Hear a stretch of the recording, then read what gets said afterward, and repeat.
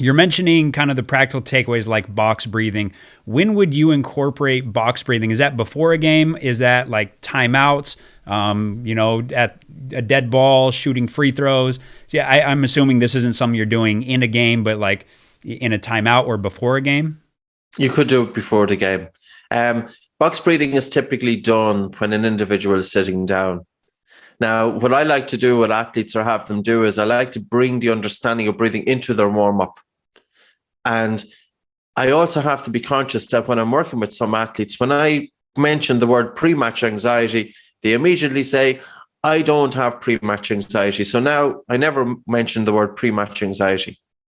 But we're talking about getting into that flow state. I use the warm-up as a means because they're already doing it. And switching to nasal breathing, light breathing, slow breathing, low breathing. And it also causes, as you get warmer, as your muscles start to produce more heat, they're also producing more carbon dioxide. And it's the combination of the increased temperature and increased production of CO2 that more oxygen is getting to that muscle. So the warm-up per se is not just to avoid injury, but it's to prepare that muscle for increased oxygen prior to going out and doing more intense exercise.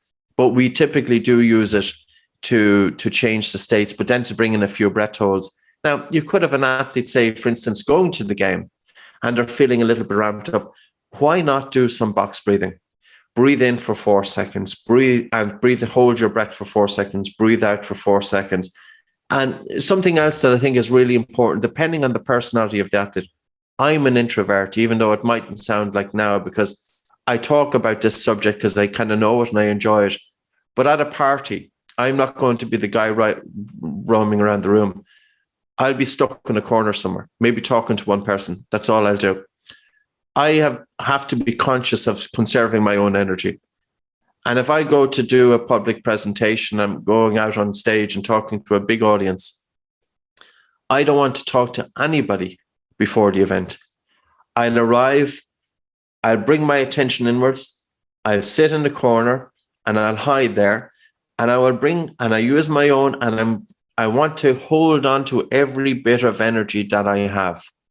And I think it's important to bring this into mind because you will have some players who are extroverts and they don't lose energy by talking to everybody, but you have some players who are introverts, and those introverts, by bringing their attention inwards and conserving energy, we want to conserve every bit of energy we have for the game. And using, not just because even mental fatigue can kick in with any of us.